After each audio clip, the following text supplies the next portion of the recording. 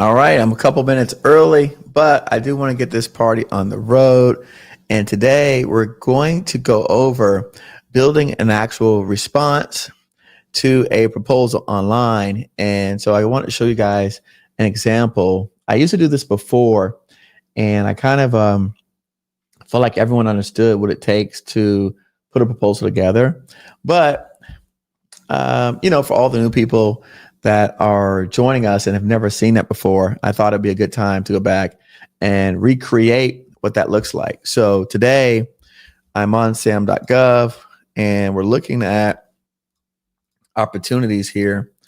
And so what I like to do is take this chance to go through one of these bids and see if in fact we could put something together that might be of interest to someone on this call tonight. So one of you will get a chance to go through a proposal, or if you have a particular solicitation number, I'll be happy to review that as well. Again, just depending upon kind of where the conversation goes. So thanks for joining me on a Sunday evening. Mona, how are you? Happy to have you here today. And so looking forward to the holidays. How many people looking forward to the holidays? How many people looking forward to spending with their family? Maybe not so much. So, but hey, I'm here and we want to figure out first and foremost who needs help and what areas that you need help and how can we help service you? Because again, the objective is to help build up our industrial base. I think a lot of times we forget the mission, and it's to grow the small business industrial base. Right? The government is spending a lot of money. And I know you hear this all the time. And you're like, I know, I keep hearing that rhetoric. They spend a lot of money, but you don't know kind of like what to do, where to go, where to start, how to put a bid together. Joey T, you've been around for a long time, my man. I appreciate you. So like I said, you guys tell me, I'm gonna let you guys drive the ship on this one.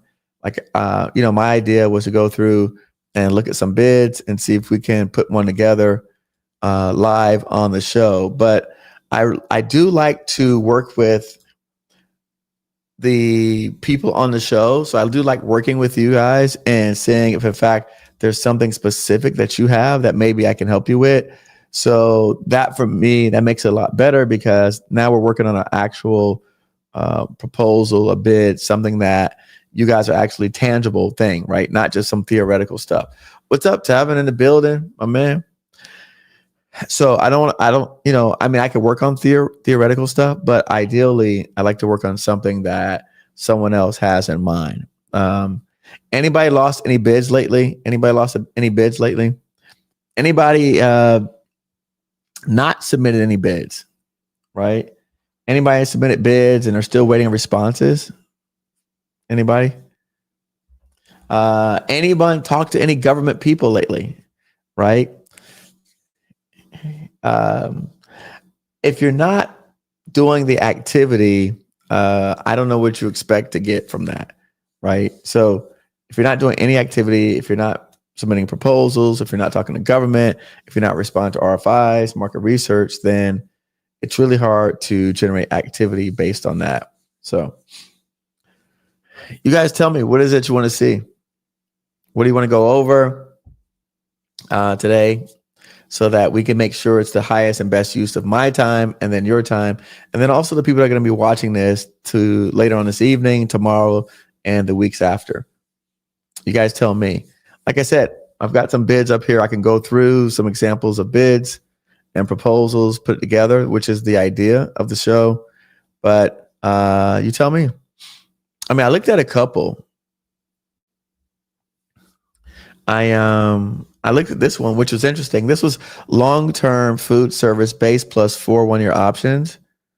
And so I looked this one up. I pulled it down. So I pulled this bid down. And this was interesting. So I pulled this one down. This one was for the VA center. I'll zoom in a little bit. So VA Pacific Island Healthcare System. and it's a base plus 4 1-year options. For those of you who don't know what that means, essentially what it means is it's a long-term contract. If you do a good job on the base year, then they could extend you up to 4 additional years. So it could be a 5-year contract on this one. So I pulled this one down, but honestly, when I reviewed it, there was no write-up. When I went through the actual what the requirements were, it literally, let me zoom back out. They want you to, this is a different one. This is it. Yeah, community food services. Okay. So they want you to provide basically the unit price and the amount for 2 different areas of food, but there was no technical write-up that came along with it. So it didn't really seem that difficult to me or worth my time going up after or going over it. I looked at this other one that was a land lease proposal, but again, you were just essentially filling out the boxes in this proposal worksheet. So nothing too crazy on these ones that I saw, this vacant land lease with the U.S. Army Corps of Engineers, and then this long-term food-based plus 1-year options. This is, I know it's going to be simple because it's DLA, so it's going to be simple. Give your price and submit the bid.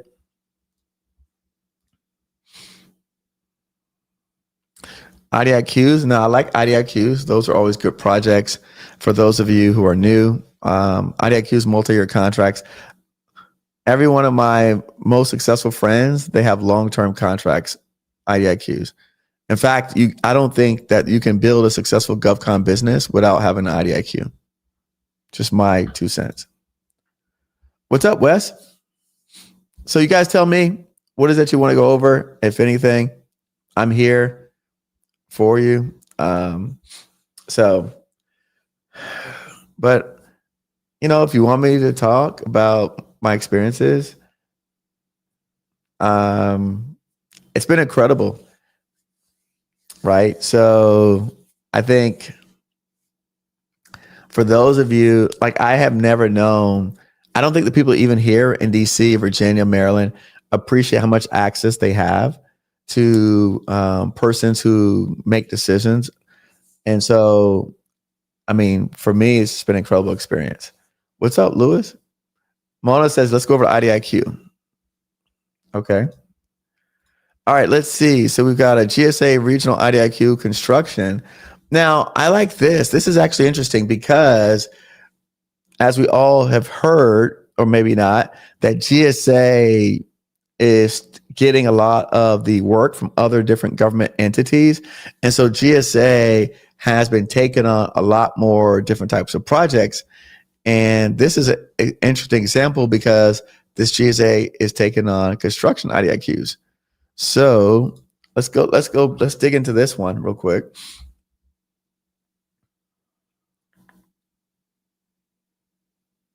Let's pull up one of these.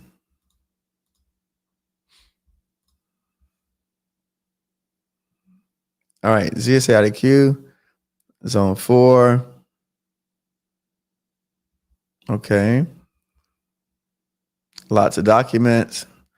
So let's just kind of talk through some of the documents first and foremost. So you've got your past performance questionnaire, right? So let's just start there before we get into anything. So past performance questionnaire.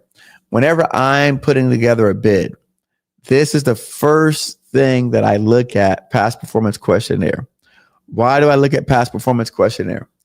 Because this has, depending upon who you are and who you're dealing with, sometimes has the longest lead time because you don't control it. What do I mean by that? With the past performance questionnaire, oftentimes, I'm doing one right now, an RMAC.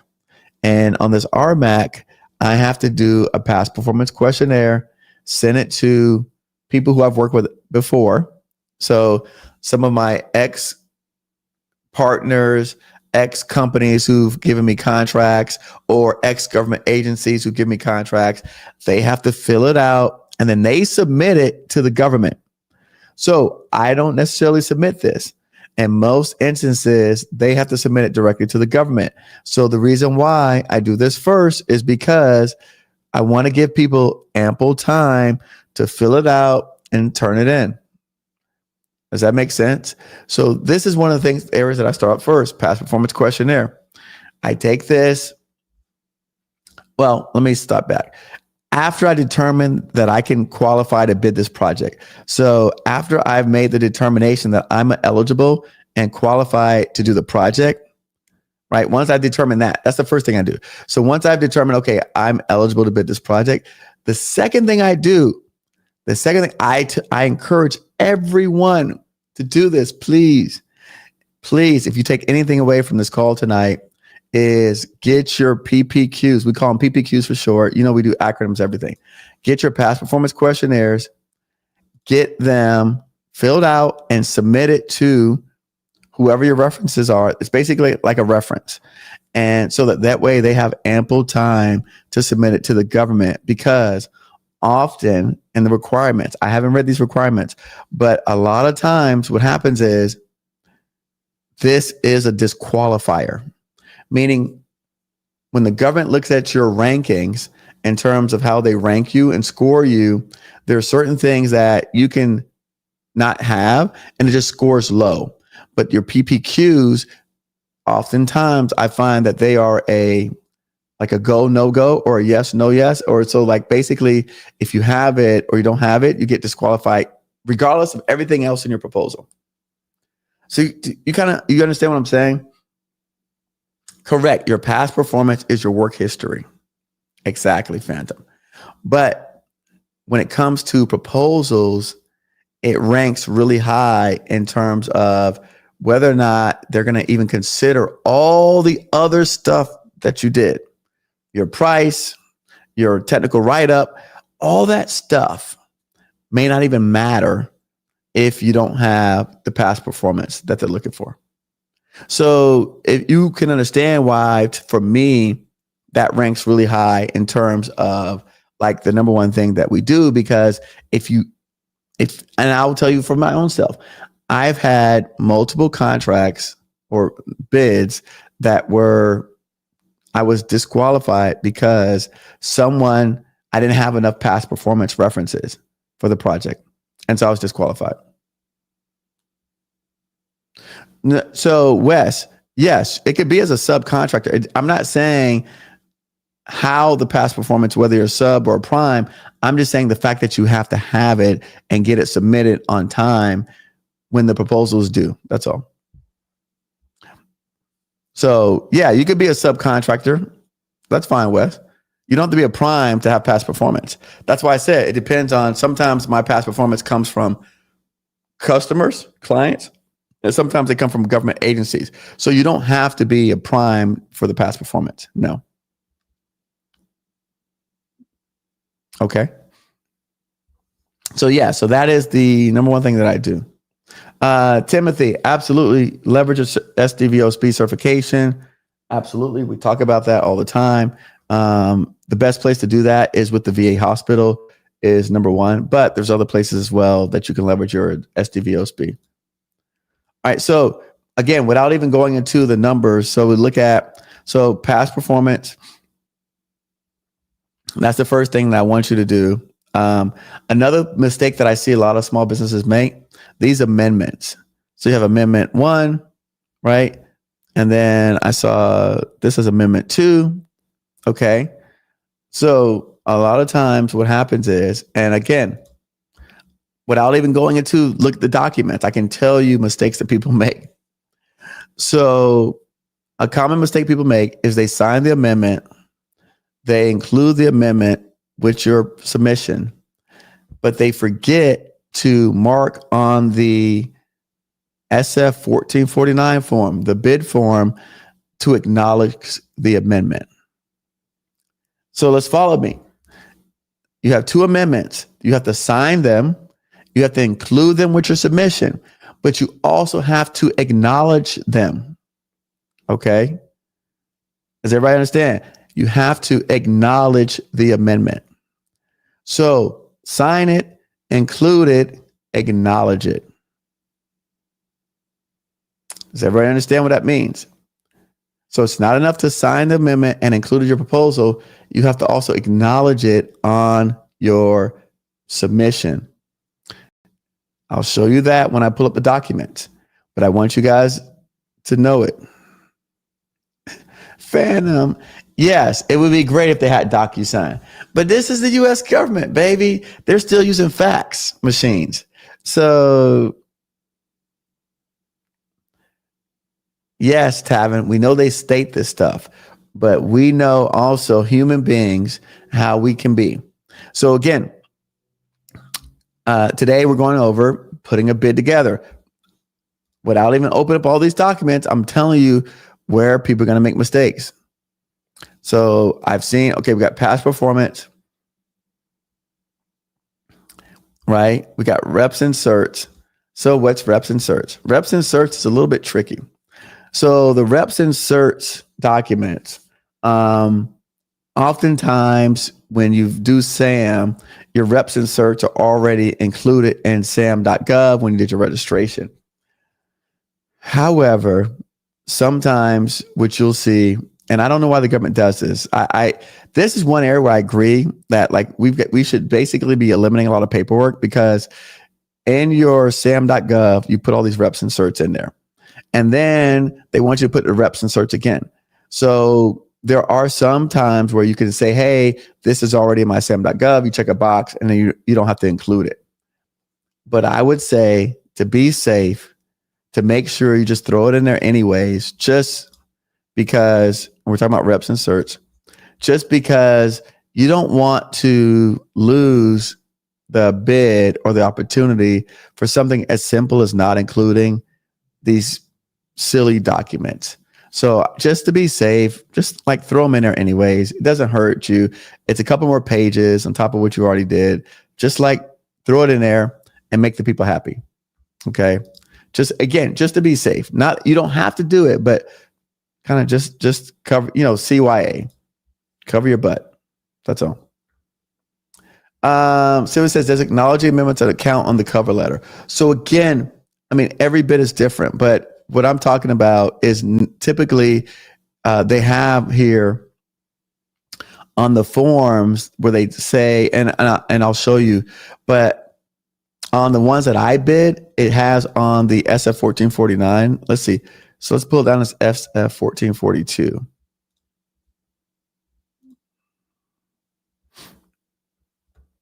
So let's open this up. All right. Okay. So here on this SS 1442. Now, again, let me make it big for you guys. All right. So this is the form that you submit: solicitation and offer and award. All right. This is what you submit for the bid. Do you see here, right there, acknowledgement number 19? This is where people lose out. So remember I said you got to sign the amendments, include them, and then acknowledge them. So right here, number 19 is where you acknowledge the amendments. Basically, you write amendment. So let's go back over here to sam.gov. Oh, this is the wrong sam.gov. It's this one. Okay. So here we've got amendment number 1. And then we got amendment number 2, right? Amendment number 1 dated 10/14. Amendment number 2 dated 10/24. So when I go in here, I'm going to put amendment number 1, date. I'm going to put the date 10/14. Amendment number 2, 002. I'm just going to write 002. And then I'm going to write that date for that one, whatever that was. 10/24. Makes sense? So I'm going to write 001, 10/14/25, 002, 10/24/25. That's it. So we have acknowledged that we received the amendment on here. If you don't do this, if you sign the amendment, put it in your package, but you don't write on this solicitation document that you acknowledge it, you can be disqualified. They could throw your bid out. So you spend all this time and effort and work putting this whole package together. It's really pretty. You got it all together. You roll the stuff nice, pretty ChatGPT write-up that you guys do. And then they throw it out. So again, these are very, very like your checklist. Okay. I just have a lot of experience. So when I look at all these documents, they don't intimidate me. I know right off the bat, like what do we need to do? What has to be included? Like I already know the operations, the order, the procedures. Like I already know all that stuff for this. So again, reps and certs, throw it in anyways. PPQs. Let's pull this down. See what it says.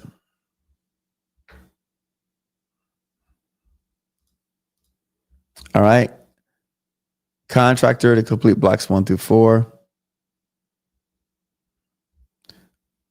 All right. Request a client completes this questionnaire, submits it directly back to the offer. The offer will submit complete questionnaire to PO to their proposal. Okay, so now this is good. So the good thing about this one is, and that's why I like GSA, is that so you don't have to get your customer, your government agency to submit this directly to GSA. They submit it to you, and then you submit it with your proposal. So this is really good. But I'm preparing you for the other times or instances, like with Department of Defense, where your customer has to submit directly to the government. So in this case, this gets included with your proposal. So you're A-OK. I like it.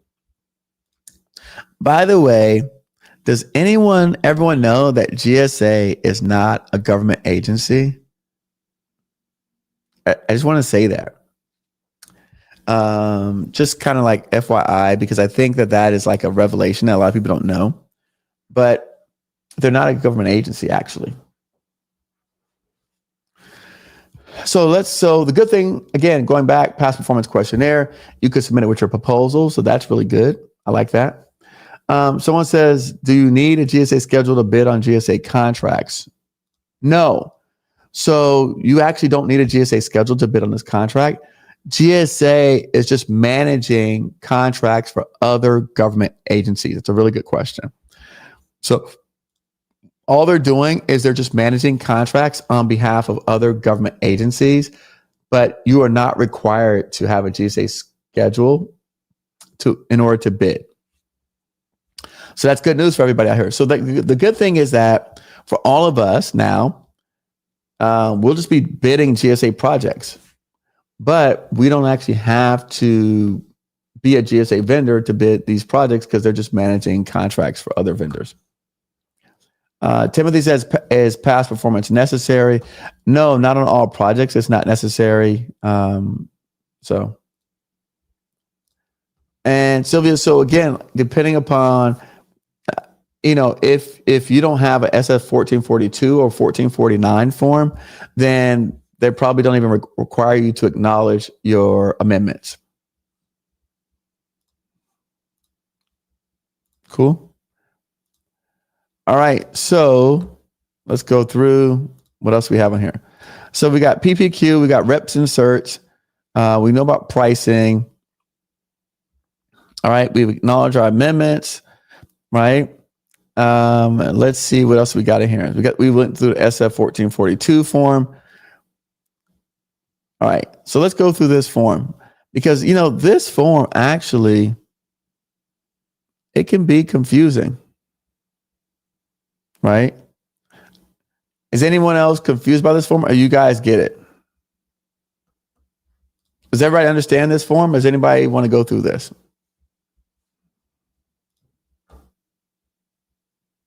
We good?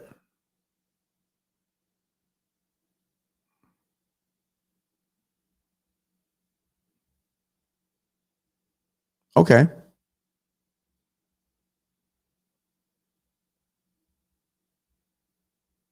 I didn't see my writing in the chat. Okay.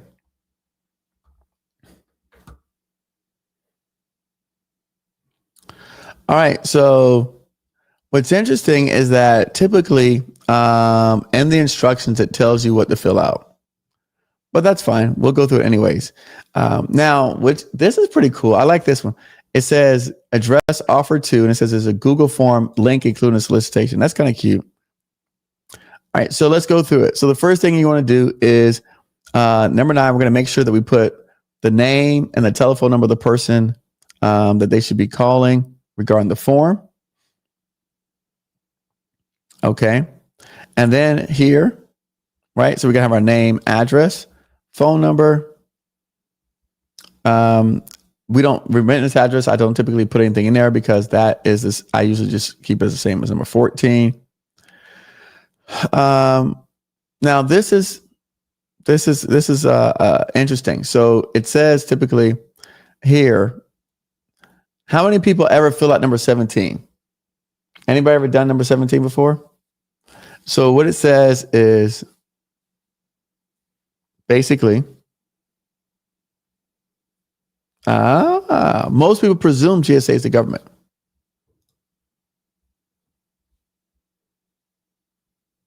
So it says here, there's a minimum requirement on 13D. Let's go to 13D. 13D says 90 days, calendar days. So it says here that essentially failure to insert any number means that the minimum will be 13 days. So what this is saying essentially that your prices. So when you go out and you get prices from your vendors, right now, because of tariffs and all the craziness going on, sometimes your vendor, your creditor will say, hey, Mona, we can only hold the price for 30 days. Right. And so what the government is saying is that insert any number that's equal to or greater than the minimum requirement. So they're saying that you want to hold this for 90 days. Okay. So unfortunately, this is kind of tough for a lot of us because you've got to make a decision. If your vendor is saying they can only hold the price for 30 days, the government is requiring you to hold the price for 90 days. Does everyone understand what I'm saying? Your vendor, your supplier is saying, Mona, these bricks that you're buying, I'm giving to you for $2 a brick. They're only good until November the 26th. The government says we need to hold for 90 days, which means November, December, January 26th. What do you do? What do you do in an instance where the government is requiring you to hold your price for 90 days, but your vendor is only giving you a price for 30 days? So what do you do in that situation? This is a good question. What do you do in that situation? Anybody been in that situation before where your vendor, you won a contract, but because the contract you won it later, it ended up that costing you more money because the vendor's prices increased. Anybody been in that situation before? I have. I've been in that situation before.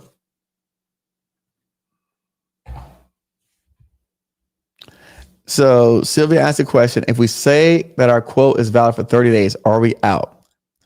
According to this, number 17, it states, right? Where is it at? Dun, dun, dun. Offers providing less than 90 days after the due date will not be considered and will be rejected.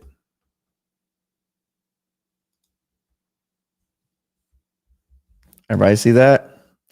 So if you know that you have a vendor that's only holding the price for 30 days, and this requirement says you have to hold it for 90 days, you have two choices. I think someone mentioned it in the chat, right? Mona mentioned it in the chat. You can, one, find another vendor, right? Or you can choose not to bid the project. Or, well, you do have three choices. Or you can bid the project and take a big risk. And I think a lot of times this is what people do. They will submit the project, take a chance, take a risk, and guess what? When come January, if the president did some more tariffs, we cut off from wheat or soil or corn or whatever whoever we fighting with these days, China, I don't know who we're fighting with anymore. And so your price goes up 20%, 30%, 40%. That literally could be your profit. That's your profit going down the drain. By the way, when I was very active, they did not have 90-day requirements. So they know what's happening. So what would you do in this situation? Tavin says it makes it tough. Mona says find another vendor. Sylvia said she gave the government 30 days instead of 90. But in this particular opportunity, Sylvia, you wouldn't have that choice because the requirement is 90 days. Tavin says he's dealing with it now. Some subs couldn't hold their pricing. This is the challenge that we're all faced with right now, is that we cannot, our vendors, our suppliers can't hold their pricing. And the government is, and so the biggest obstacle that I'm seeing right now is not even the shutdown or anything else, is that because they've laid off so many people, the amount of time between when you submit a bid, when you award the contract, to when you start the project, the prices change with your vendors. And so it is so difficult now for everyone, not just you and I mean, even for the government, because there are people out here that are contracting officers, there are people, program managers, end users, customers. They want this stuff too. Like we're not just giving them stuff to give them stuff. They need it. They want it. But it is a challenge because prices are changing daily. And so they're doing this to cover their butts, but you got to cover yourself. So I think I like Sylvia's answer here. She says, on this one, I would not bid if it's for raw materials. So again, I would even go a step further. Forget raw materials. If there's any materials involved, right? And I don't know of any supplier at this point that can hold their prices for 90 days. I don't know a single supplier. No one.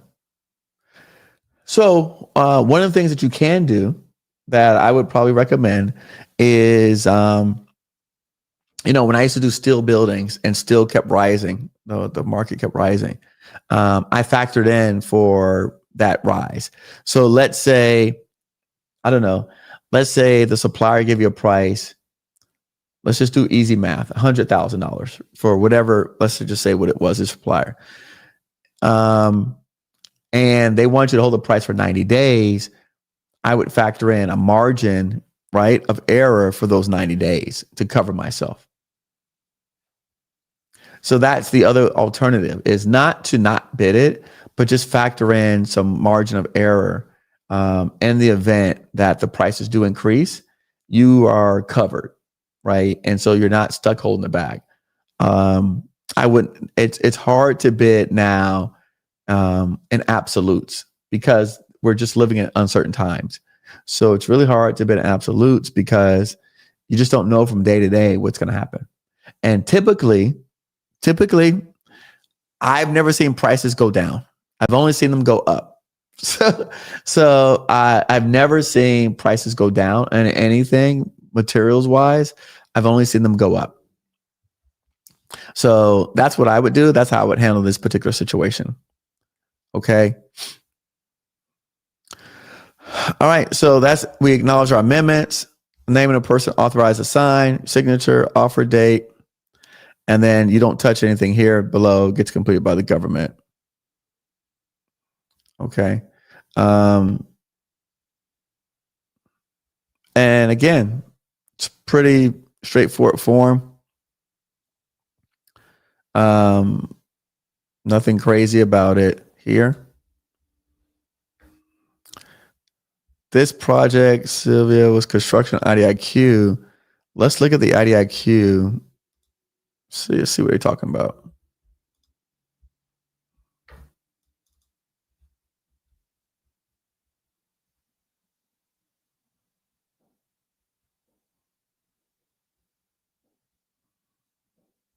Zone 4, Southern California.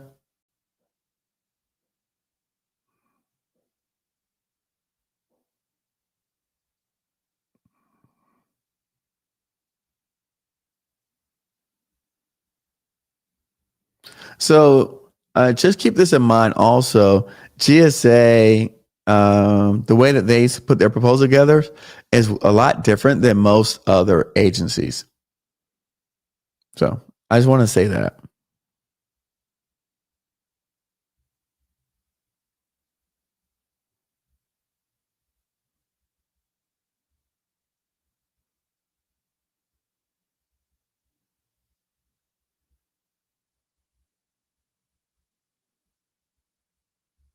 Okay.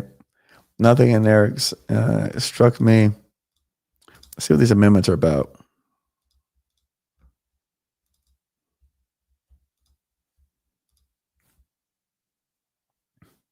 Okay. Amendment number 2, they issue responses to RFIs, revised solicitation, revised agreement, revised 1442 form. Okay. Let's see.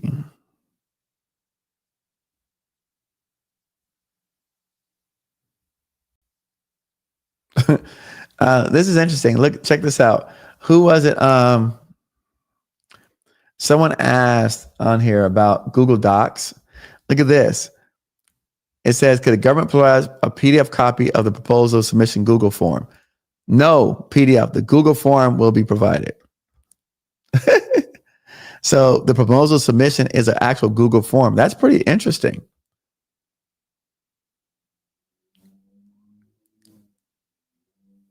Okay. CPARs will not be accepted to fulfill the solicitation requirement for past performance. Okay. So CPARs. So again, going back to people who asked about past performance, if you've got past performance history, that's good. Like they don't even want your CPARs on here.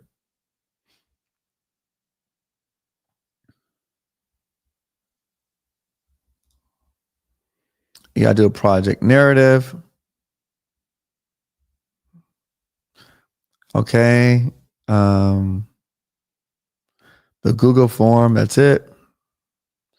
Submit a separate PDF for each project narrative, which does not exceed 2 separate signable pages.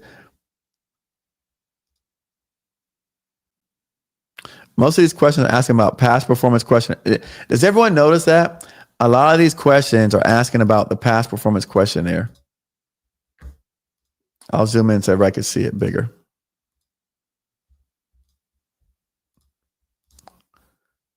But look, past performance, past performance, past performance.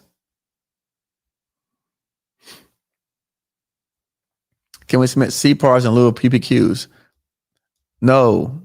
CPARs, no.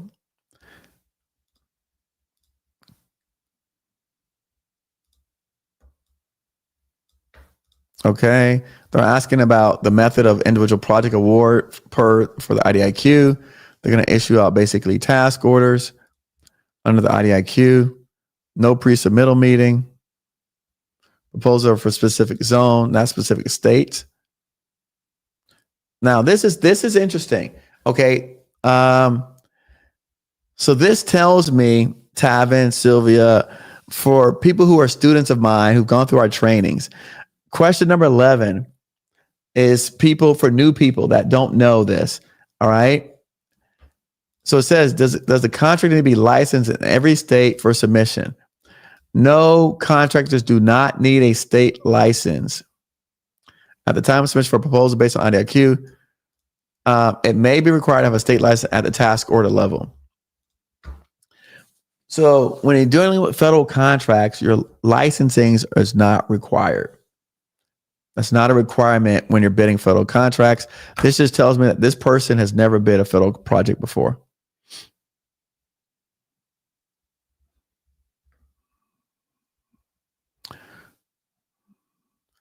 Past performance states to submit exactly 5 projects, no more, no fewer. This is unclear. The government's looking for 5 projects per category across all 8 categories of projects or 5 of the 8 categories. The requirement is unclear. Offers must submit exactly 5 projects total. For factor 1, past experience. Projects will not be submitted for all 8 categories. Choose which category to submit a project for in projects. All right, so you're submitting 5 different past performance projects. Factor 2, unclear how to achieve maximum 100 points for this effort. Evaluation tables show how you can achieve maximum score. All right, all proposals submitted, neutral score 50 out of 100. Factor 2, past performance. Is everyone seeing that the majority of the questions people ask have to do with past performance? Is everybody seeing that? Remember when I said that's the first thing that I tackle?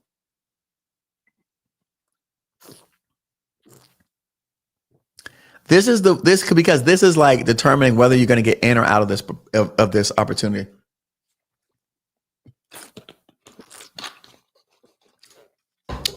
So, all right, so you have a total of 50 points. So here, PPQ 1, 10, PPQ 2, 10, PPQ 3, 10, PPQ 4, 10. Performance recognitions, there's 2 for a total of 100. All right.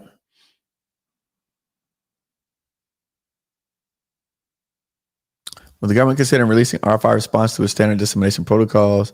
Okay, so there's some RFIs in there. Due to security concerns associated with Google Forms, which is not a typical government platform, will the government consider accepting a proposal via PI or email instead? So these are people trying to do trickery to essentially block out the government using new technology and innovation. So whoever that person was on our call that said use DocuSign, do you see the problem with that? There are so many people out here that are trying to prevent government from using innovation and streamlining the process that they're like, no, let's go use some stupid pie system, right, to accept the proposal instead of Google form. No, bro, we're not doing that. Like the government is trying to use technology because they've got half the people and twice as much work. They don't have time to be going through another third-party platform. Google is a COTS, which means commercial off-the-shelf solution, right? Everybody uses Google's form. There's nothing wrong with security on Google form. Nobody's hacking your Google form document. But this is part of the challenge that people have when the government's trying to do new innovative approaches to submitting bids. All right, please confirm the 3 project experience categories related to construction below 350, 350 million are standalone categories. For example, officer. Can officers submit projects in 1 million and above that don't fit any of the other categories? Confirm. Okay. Is there a specific format that needs to be submitted for the 5 projects in factor 1? Same information over and over again. Submit a PDF for your project narrative.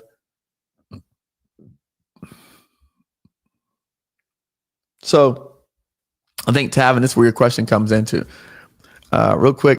So Tavin says, are IDIQs often a sole source? Actually, no, to be honest with you. So a lot of IDIQs, they just go out IDIQs go out. I've seen them 8A, I've seen them HUBZone, I've seen IDIQs for women-owned businesses. So no, they're not 8A particular. They're all across the board, to be honest with you. I don't know what category project this is, Sylvia, yet. I'm still digging into it. All right. After categories set aside to determine the rank, will be ranked from highest to lowest bid based on technical score factors 1 and 2.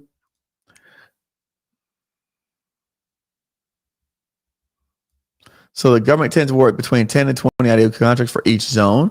Okay, so that's good for everyone. So by the way, everyone watching this has the opportunity to bid this as well. Just kind of FYI. So this is a really good example now that GSA is maintaining a lot of projects. This is a great working example of going through a requirement by GSA. Okay, they tend to award 10 and 20 IDIQ contracts for each zone.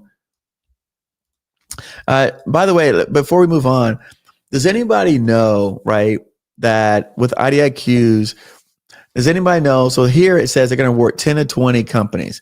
So let's say the government awards 15 companies. We're going to put in the middle. Does anyone know how many of those companies 2 years, 3 years out on this IDIQ are still participating? Does anyone have any idea of what that number is? Take a guess. 10%, 50%, 100%. Anybody have a guess of how many companies will still be participating in the IDIQ 2 years, 3 years, 4 years from now? Just put in the chat your guess percentage wise. 1%, 5%, 100%, 80%, 20%. What do you guys think it is? What percentage of companies?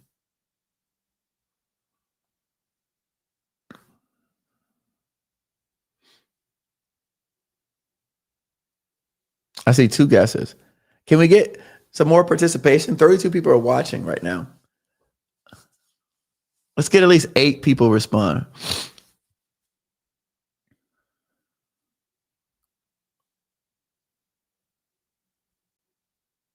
Okay. All right. 3, 4, 5. Two more people guessing. 2 more people. What do you guys think? What percentage of people still are participating on the IDIQ in year 3?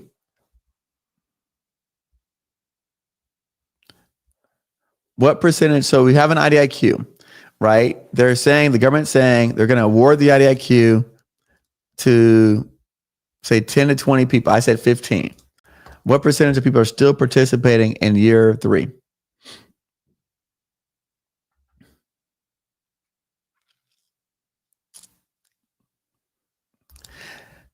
So it does depend on the IDIQ, but really anywhere between a third to about 50%.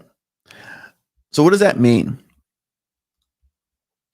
So about a third of the people, anywhere between a third and 50%, are still participating.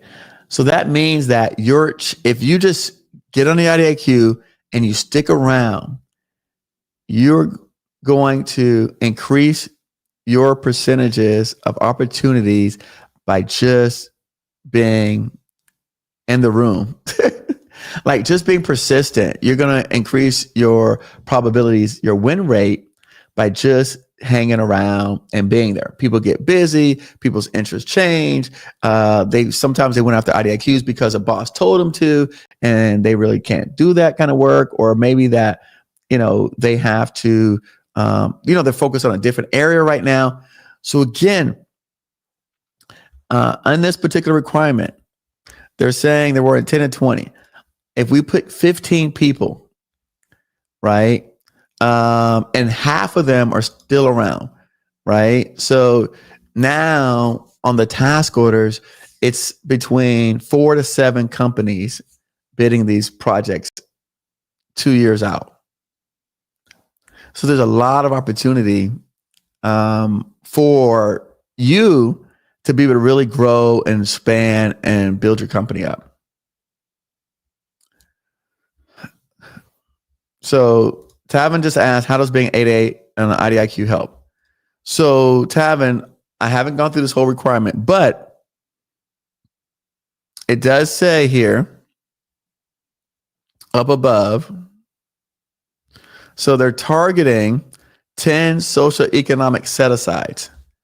So being an 8A helps because they're targeting to have 10 socioeconomic set-asides in each zone. Because if they have it on zone 4, I'm sure they have it on your zone as well, right? So it helps because this is part of their goal with each one of these IDIQs. Also, I saw here earlier, it mentioned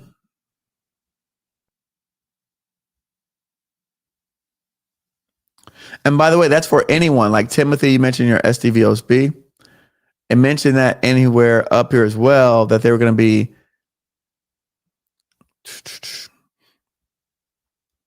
all right, target of 10 socioeconomic set-asides for zone 4.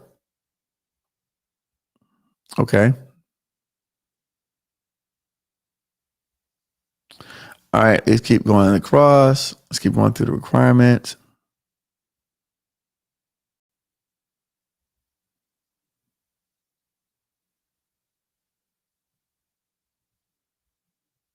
I love that everything's going through Google Forms.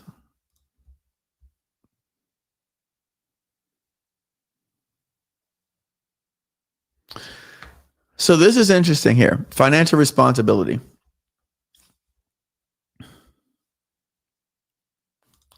GSA Form 527 and a current bonding letter from a treasury listed surety. Okay, so that's good. So they're just requiring you to have a bonding letter, which is fine. I've seen contracts where financial responsibility means they need a letter from the bank saying that you have the financial wherewithal to do the project. Again, that was a long time ago, but if they're only requiring bonding, then most of us are okay. Solicitation references task orders up to $5 million. Can GSA confirm whether this price is a maximum pre-order for ceiling? So this is going to be a big IDIQ because some of the task orders are going to be around $5 million estimate. So this is a big IDIQ. Look how many people ask the question about CPARs. No CPARs, bro. For submitting Google form, we're able to save our submission and submit later, or we go through the submission once. These people never use. I'm telling you, I can tell by the questions the age of the people asking them because they've never used a Google form before. Is anybody else picking up on that? Like, they've never used Google Forms. All right, so 5 different projects. Again, past performance. So the questions are of complaining about the Google form and the past performance.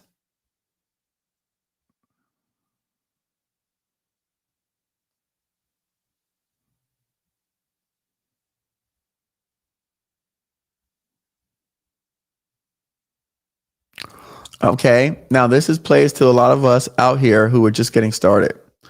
It says, where can we add the data for our design strengths and team? Design strengths and team are not part of your evaluation criteria. It's not. This information is neither requested nor will be evaluated. This is a win for us.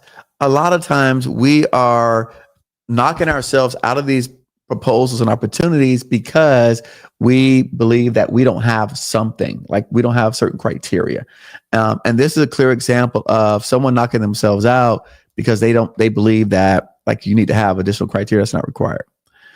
Do you want project in SF 1340? No, please. The Google form, bro. Put in the Google form. Cover sheet. Sylvia, no cover sheet. No cover letter. By the way, we're on page 13. This thing is 26 pages. Looks like the same questions over and over again. So I'm going to kind of go through this. All right. So what I like, okay, again, GSA is a different beast than a lot of the DOD work that I do. On all of my DOD IDIQs, there's a seed project. There's no seed project. And for those of you who don't know what that means, typically when you do an IDIQ, which means indefinite delivery, indefinite quantity, these are multi-year contracts, which basically means either the government runs out of the amount of money they spend or the amount of time. So once one of those two requirements are met, the contract terminates. And so that's what IDIQ means. However, when the government, you bid an IDIQ with like Department of Defense, they typically have what they call a seed project. And what a seed project means is that it's a project that you price as like an example project to see how you estimate your numbers. And so they'll give you like this a random project that everyone bids to see how your numbers match up against everyone else. But in this particular case with GSA, they don't require that. So it looks like the only thing that they're going to be measuring you by is your past performance, because there's nothing in here that shows how you price a job. Does everyone follow? Everyone follow that?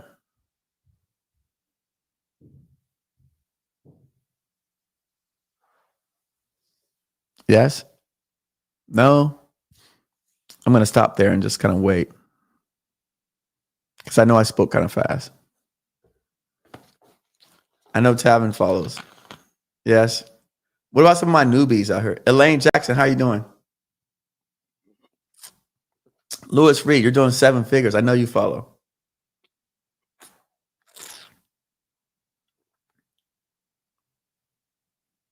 All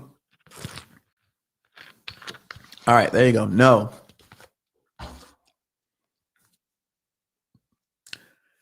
Okay, so when the government typically issues a multi-year, Mona gets it. When a government typically issues one of these contracts, it's not a contract that you bid, that you get the project and you start working. Remember this. Here, I'm going to show you guys.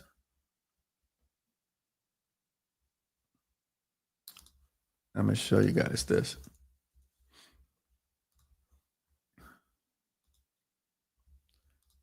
So remember, when we talk about 50% of all government contracts are what they call task orders. You guys remember this. So 50% of all government contracts are what they call task orders. That's like a task orders are issued against multi-year contract vehicles, not necessarily contracts.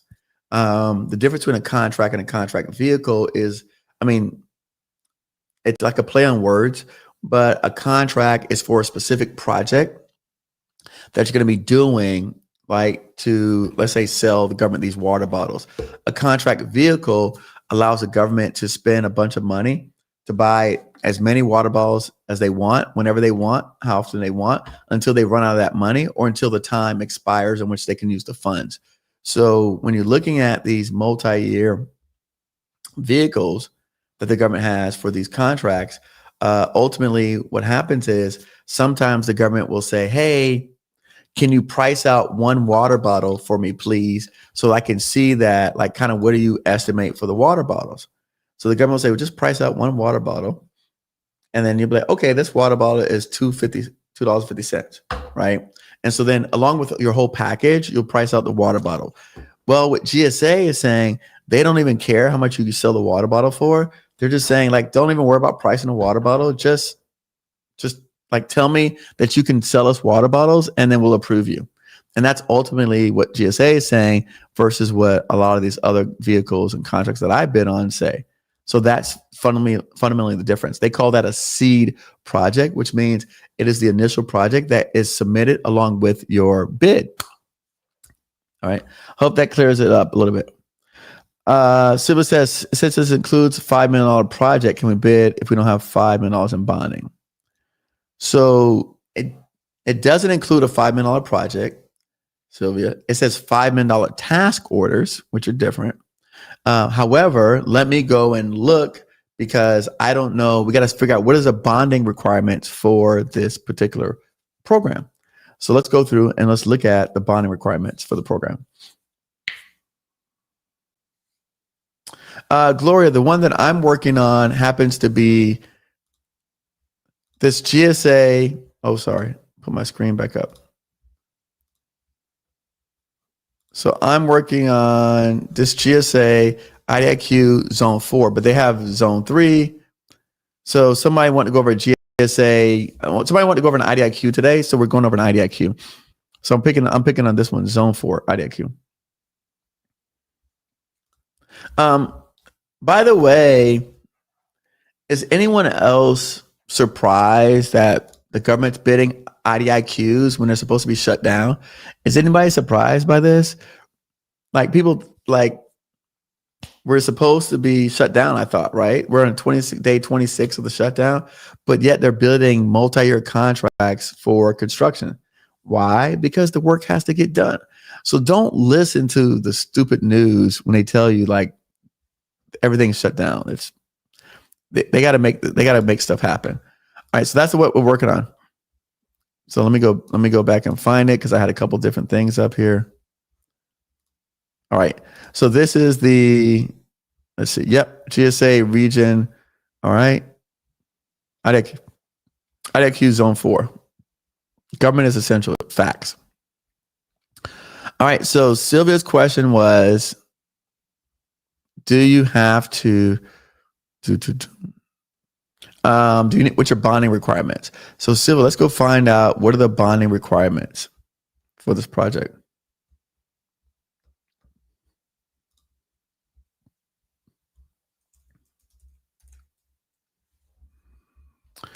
All right, so I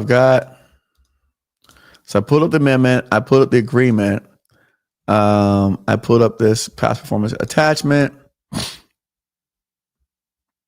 This is for food service one. This is not for that.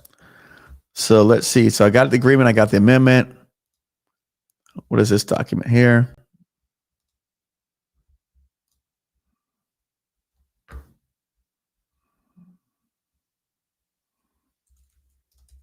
Let's see if I see bonding.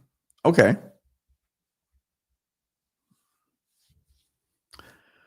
All right, so let's see what we have here. You're welcome, Gloria. All right. All right, here's your proposal. Price proposal, technical proposal, reps insert. Here's our Google form. Is this big enough? Let me make this bigger. All right. I'll make it bigger for everybody to see. All right, so under the solicitation, in order to be considered for award, you must receive the following no later than the 19th. Okay, we got some time. Price, technical, reps and search, GSA form 527. Here's your Google form. Okay, your IDIQ, which is submitting it for. I like this. You can't do the RFI. Don't do that. They already said you can't. Proposal submission. Look, it's one of 18 documents. Hold on one second. I'm going to go back.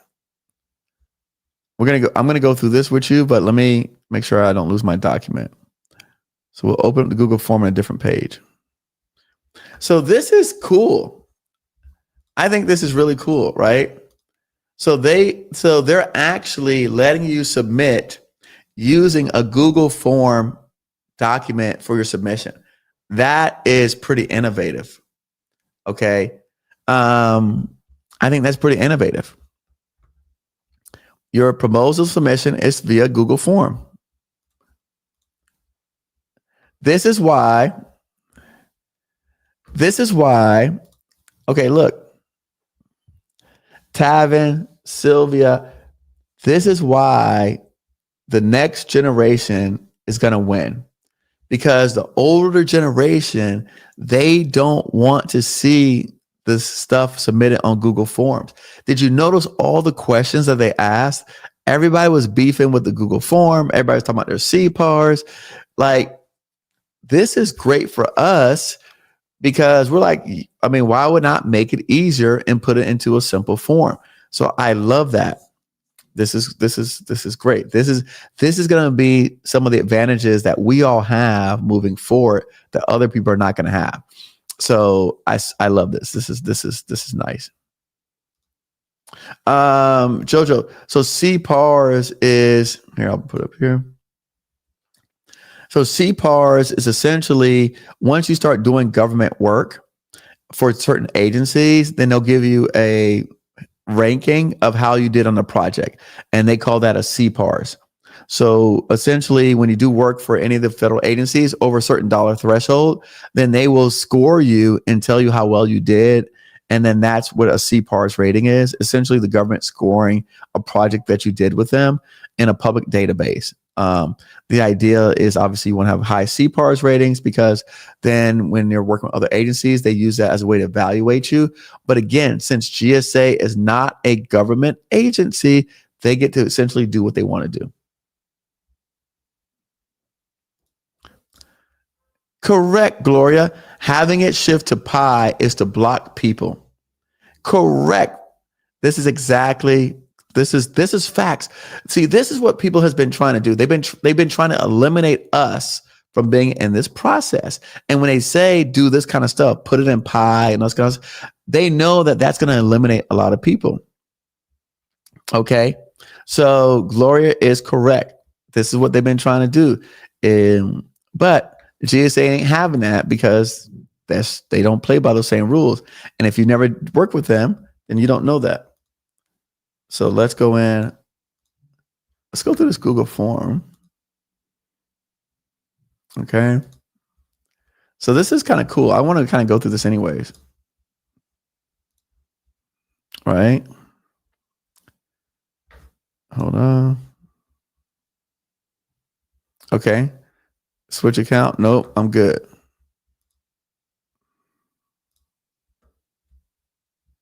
All right. Okay. Put your legal name, doing business as, your UEI, address, point of contact, phone numbers, alternate phone numbers. Is the primary offer authorized to negotiate on the government's behalf? Is an alternate officer authorized to negotiate on the government's behalf? Now, let me ask you this. How many people, has anyone here, okay, I know a lot of you guys have bid products before. Has anyone ever seen a Google form used as a submission before? This is my first time. Has anyone else ever seen this before? I'm pretty flabbergasted with this.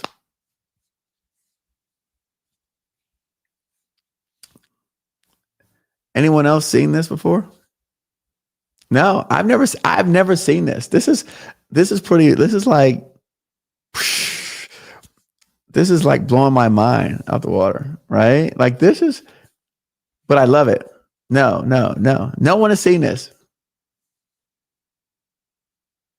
Oh yeah, no, this is, I agree. This is super, this definitely allows them. So what I'm thinking is, check this out, right? Kind of like what this person said, right? It allows it to go into Excel sheet or database. So if they put in a Google form, it goes into a CSV file, right? Like Excel database.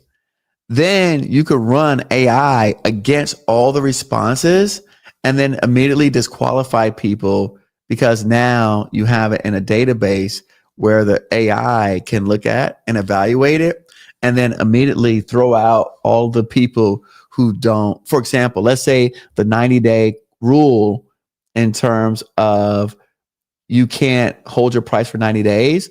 The AI will go through and just eliminate anyone who put anything less than 90 days.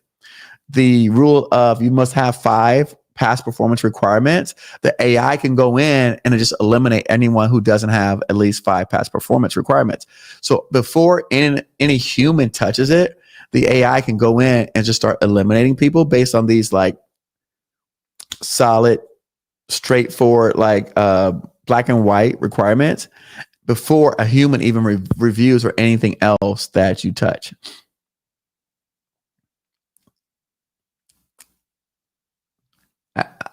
Right.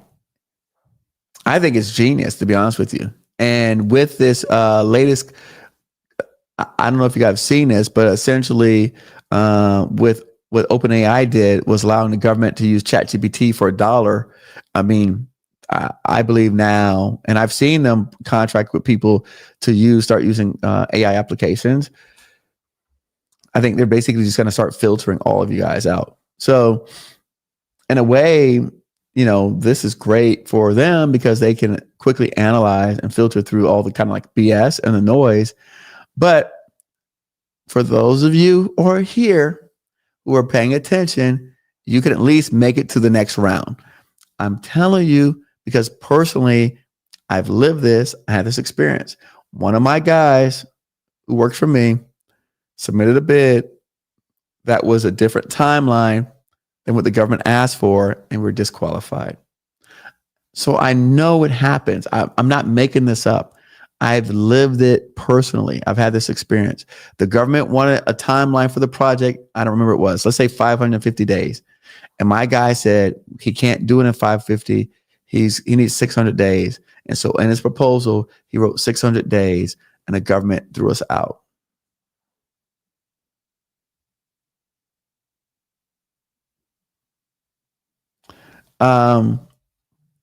So I'm telling you because this happens. I'm not telling you something because I think it might happen or it's like, oh, well, I'm telling you because I've lived this stuff.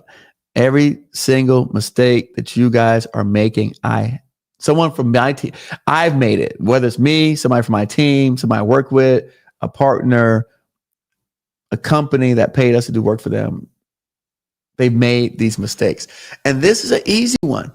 But okay, it's easy and hard. It's easy because yes, you can write on there 90 days. But like Sylvia said, and I think Tavin said, your subcontractors can't hold their price for 90 days. So you really have to make a business decision. This is nothing I can tell you. You have to make a business decision whether you want to proceed with this, knowing that your contractors can only hold the price for 30 days, 45 days at max. But you've got to tell the government you can hold it for 90. So you have to make a business decision. So it's easy because yes, anyone could write 90 days on the page. It's hard because you have to live with the consequence of what happens after the fact. That's the problem. Okay, that's the problem. So, Gloria says it's a little strange because the government does business with Microsoft, not Google. So, Gloria, remember this: GSA is not a government agency. That's where a lot of people get confused. GSA is actually not a government agency, so they essentially make up their own rules.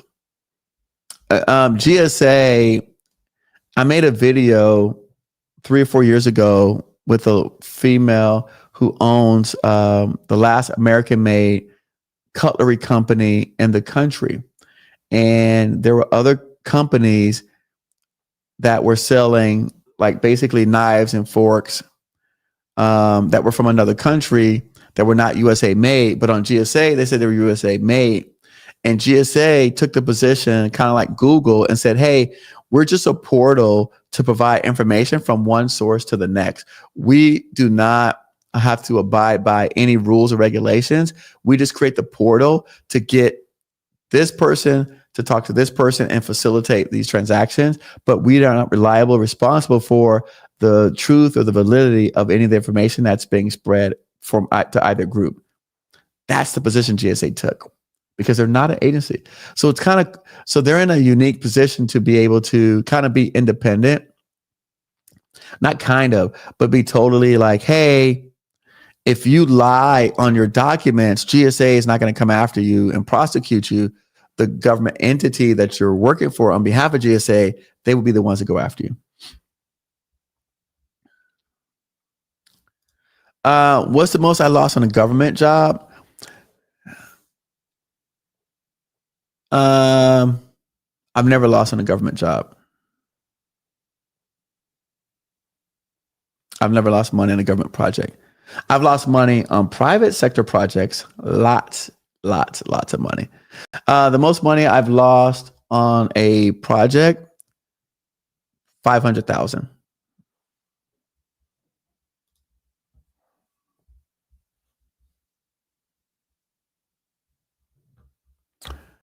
All right, so let's go back.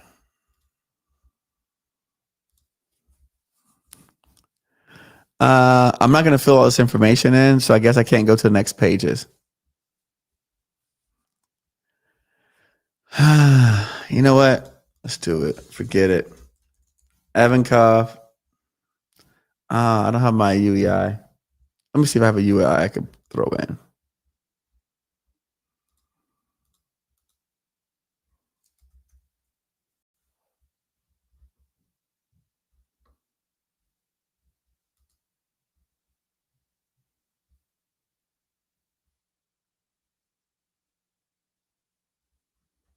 Okay.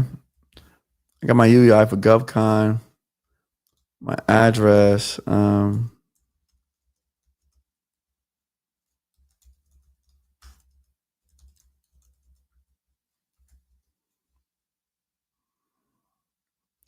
Primary point of contact. Eric Coffee. CEO.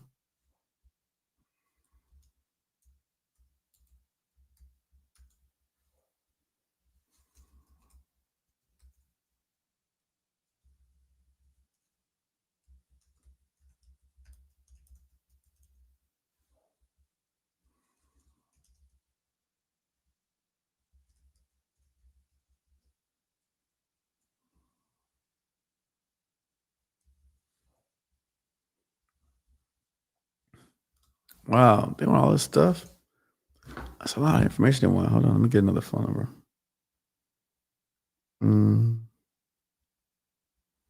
Jeez.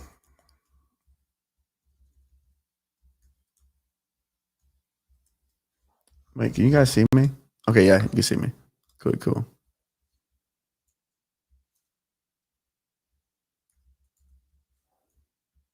Jeez. I just put in 2 emails.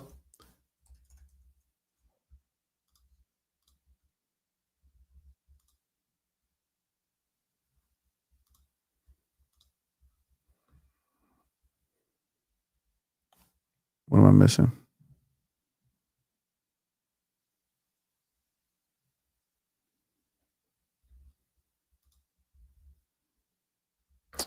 All right. Joint venture, not a joint venture. Small business, yes. All right, Tavin, here you go. Socioeconomic status. I'm just going to put small business only. What zone? I don't want Hawaii. Let's see. Are my zones on here? Arizona, California, Hawaii, Southern California. So none of my zones are on here. For the purpose of doing this illustration, I'm just going to put this on here. Solicitation, acknowledgement of amendments. Yes.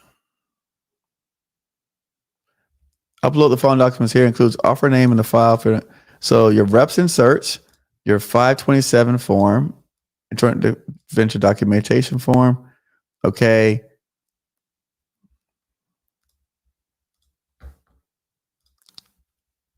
Wants me to upload something. Let me just upload some documents, random. I'll do some random documents.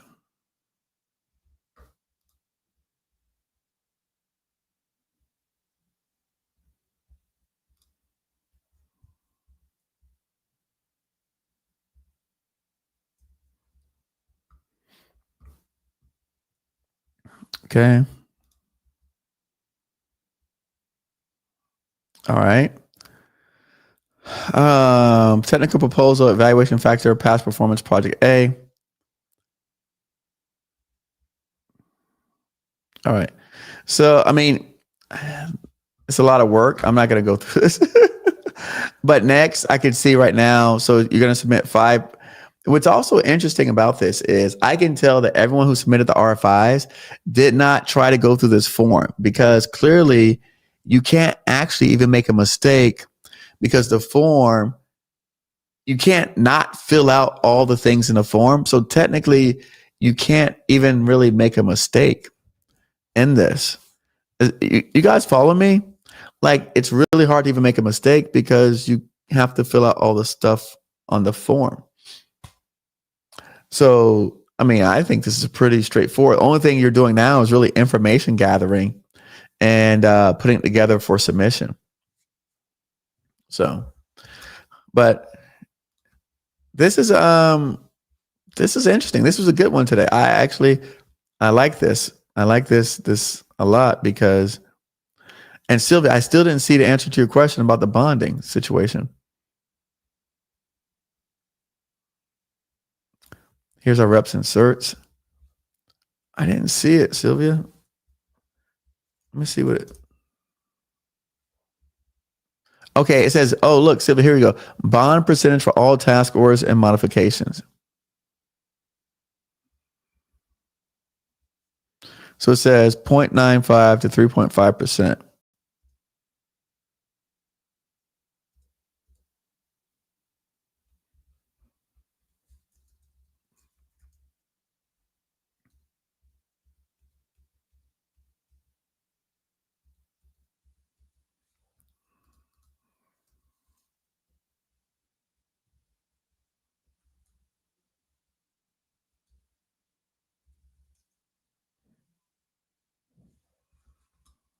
Oh, sorry. Thank you.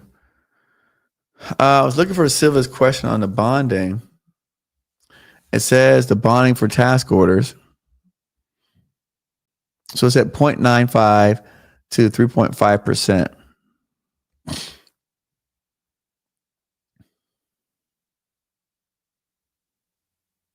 So that's basically the cost of the bond. I don't see the bond requirements.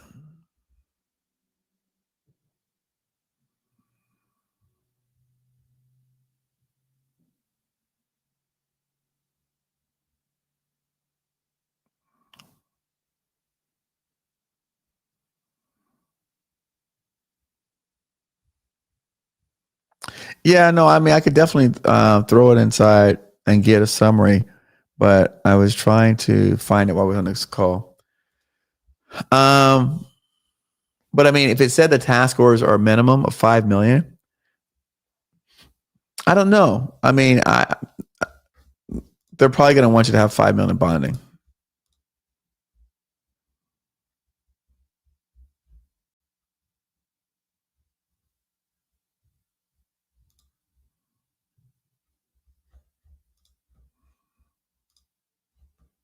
I've never seen them want something different than what the task orders call for.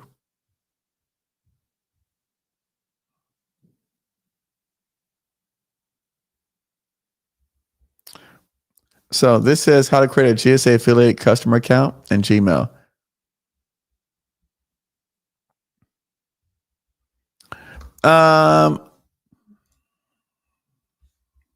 Yeah, I'm not going to stress it tonight.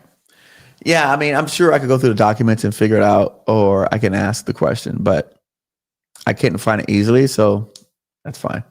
I mean, it's in there, but I mean, if the task order minimums are 5 million, they're not gonna want anything less than whatever the minimum task order are for bonding. So they're gonna want a $5 million bond for that.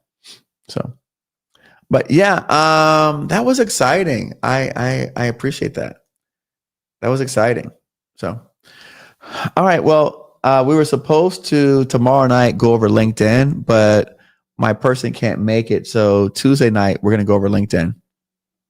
The other thing is for all of our lifetime members. So if you're a lifetime member, FHC, you're going to have for the mastermind that we're doing November 15th and 16th here, you're going to have a very significantly reduced rate to attend the mastermind. And so just kind of FYI for the mastermind, just so you know, our plan is to basically go through and work with you and work with people that actually like do contracts to make a plan for you to actually get work. So it's going to be more of strategy sessions. We're going to sit down with you and go over like mapping out how you can actually go chase work. And I want people in the room that have the ability to be able to actually like do stuff, because I'm going to be bringing in some of my friends at a very high levels to kind of work with the people that are in that room. So it'll be working sessions more than teaching sessions. I just want people to know that. But you should get an email tomorrow, all the lifetime people, for a significantly reduced rate to go to the masterminds. So I just want to say that for everybody out there. All right. And then for everybody else who we do have our boot camp starting November the 7th. So we got about another week and a half out on the boot camp. All of that stuff. If anyone has any questions, you could just send us an email or put the phone number there. And then with that, I'm going to get some rest because I just came from a party, which again, I'm telling you, DC, Virginia, Maryland, like I'm telling you, this place is like insane. It's insane in terms of people, like every single place that I go, every event that I go to, there's people that work in government that make decisions and buying habits. So it's literally this. I mean, I don't know how you can not be successful being here. I'm telling you, I honestly, unless you decide, hey, I just want to stay in my house, not go out, not talk to people, it's really hard. It's really, really, really hard to not meet government decision makers and people that influence contracts. Like It's almost impossible. I'm telling you, yesterday, well, not yesterday, what was it? I went to, so I'll just ramble for a little bit since we kind of finished up. Wes, I'm telling you, like, I'm going to say this, if you have the ability to pick up and move, come, just come. If you have the ability to pick up and move, come. If you decide, hey, look, I want to take the next 2-3 years of my life to work on building this business and making basically all the money I can make, I'm telling you, come here, come. Listen, you don't have to stay in DC. You don't have to stay. You can stay in Falls Church. You can stay in Springfield. There are very affordable areas around here that you don't have to stay exactly in DC per se. I don't stay in DC. I stay in Arlington. But there's a lot of cities that are, I mean, it's a big place. And so you can literally, like,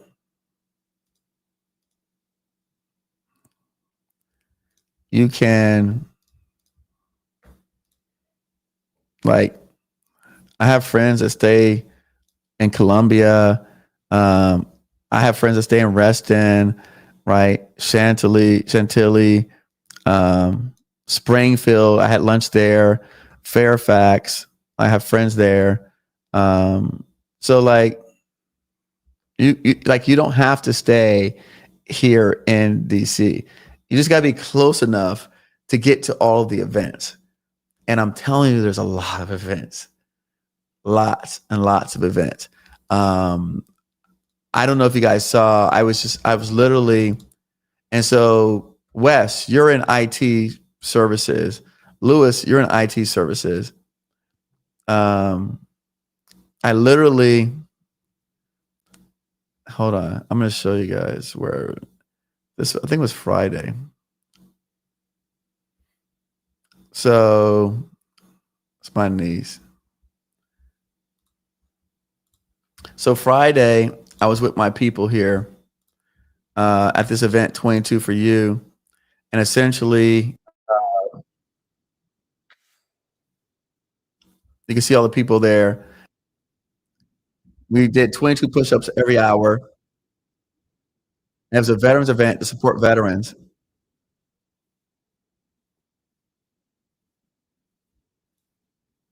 Oh, you can't see it? It's weird. It's not showing it.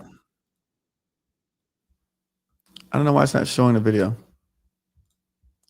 Either way. So, I mean, I was here Saturday, Friday. I can't even remember the day. I think it was Saturday.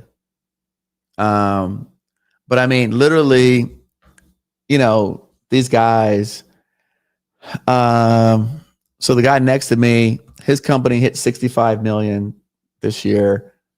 And they just picked up, they told me, I had lunch with them. Hold on, I'll tell you what day it was. Get my days confused.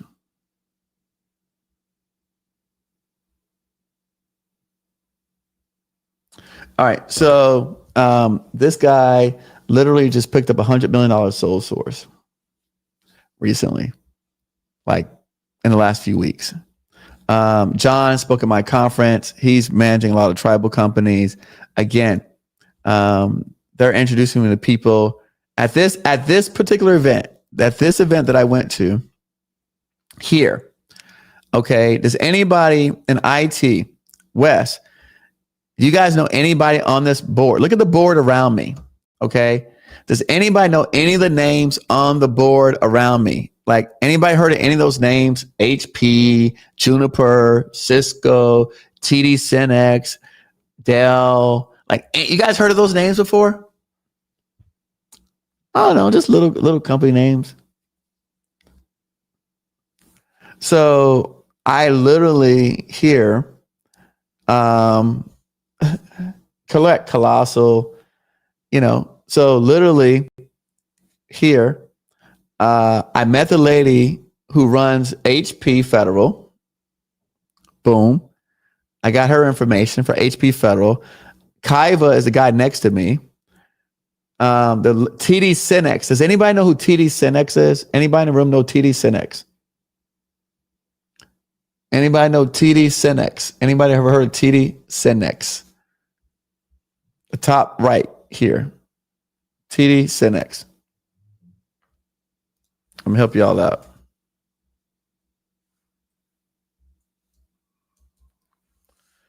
TD Synex, okay. Let me help you guys out. TD Synex. Okay, TD Synex, workforce. Okay, sorry, Wikipedia. 22,000 people, 100 companies. Revenue, $58 billion. 58 billion with a B, baby. 58 billion. The lady who runs their federal group was in the room. I met her. I got her phone number. This company does 58 billion. The lady who runs their federal division was inside of the room. I have her phone number. She gave me her phone number. Okay. 58 billion. She said that her group, the federal group, does only 14 billion. Only 14 billion. Only 14 billion. That's it. But she was there. She was here with us. So again, at a charity event, they raised $300,000 that day. Okay, 300,000. You heard me? 300,000. This is the right here. That's the TD Synex booth right here, like right there. They're a partner of Colossal, and again, that's the kind of stuff that you get exposed to by being here, hanging out with these guys. Like just being in the room, being in the presence, being surrounded them. So some people already are working in both Alabama, already Huntsville, and here. So Jeremy, it's not even they're already working in in Alabama, but they're all based here. But they're working in there. John and those guys are based out of Tulsa, but they're here all the time. So I'm saying that because this is, you can't get that anywhere else. Like you can't get that. I mean, this was last week. All right. So that's me. That's at my buddy Travis's grand opening for his office, Salex. Travis has been acquiring companies. He's at $200 million. You see, right? You see where I'm at. So again, you can't get that kind of stuff. You just can't get that stuff anywhere. So, I mean, I'm saying that like the access, the access is insane. So I met this couple, I want to say my second week here. Okay. I met this couple at a restaurant. By the way, So by the way, this restaurant is the second day of our mastermind. We're going to be at this restaurant called Zeus. So I met this couple here at the screen. I met them at this restaurant that I was at because the people I was with, they introduced me to the owner. The owner called this lady over and told her what I did. And she says, oh, she does government contracting as well. However, I'm gonna let you guys just read it. I'm gonna let you read it. Okay. She posted this on her Instagram story the other day. We're friends on Instagram. Let me see if you guys. I brought this up the other day. I can't zoom in anymore. You have to zoom on your screen. But you can see here, shaping the local landscape. There are serial entrepreneurs who dedicate his career to driving innovation, growth, access of federal and commercial markets. Founded 4 companies, create thousands of jobs, built ventures that continue to scale, with 2 acquired and 2 projected to exceed a combined $1 billion valuation.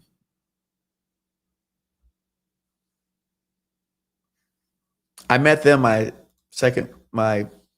first week. Second week. Don't be surprised when they come on the podcast. They're coming on the podcast. They're coming on the podcast.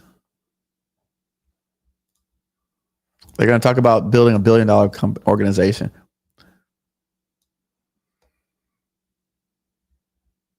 So I'm just telling you. That this place is fire. This place is fire. So, Ratisa said, if we move there for a few months, how would we connect with these type of events? I mean, I go to all these events. I mean, basically, we just, I can invite you to the same events that I go to. They're not the events are not reserved for anybody. Like the events are not reserved for specific people. Like any one of us can go to these events. So my man Daryl, he throws big events all the time. So Daryl right here, his company Elasticity, he throws a lot of events. And so, I can invite you guys to the events. That's not a big deal. But yeah, so I just want to say that because it's pretty insane. So, all right, listen, get some rest. I'm gonna get some rest. You guys get some rest as well. All right. We'll check in tomorrow. And we're not going to do LinkedIn. We'll see what we do. All right. And then, but yeah, looking forward to it. Yeah, I know everybody was looking forward to the summit, but unfortunately we can't do the summit this year. But like I said, I mean, you could be in the boot camp or the mastermind. And then I'm going to do some more events next year here in DC. So obviously I'll let everybody know what events we got coming on, because I like 4 or 5 groups want to do co-branded events with me. So we'll do some more events here in DC next year. But for now, the 2 that we've got coming up are the boot camps and the mastermind. So that's the 2 things that we got going on. And so you can take place in that for now until, like I said, boot camp starts November 7th, mastermind here in DC, November 15th and 16th. Again, all questions, concerns, let me know. All right. And then I think I showed you guys, but yeah, so what is it called? Officina. So this is where the mastermind is going to be held at. You guys should already know me by now. Like, you guys should already know me by now. Like, so here, this is where the mastermind is going to be held, rooftop at the wharf. So, but we will not be outside because it's cold, but we will have the windows closed and we can see outside. But I will not be sitting outside in that cold weather. All right. So we'll be at Officina, the wharf. That'll be for one day. We'll be here. I'm sorry, not the co-working spaces. We'll be at Officina. It's called Officina at the wharf, this place. So we'll be there one day. And then the second day, we're going to be at, the name of the place is called Urban Roast, also at the wharf.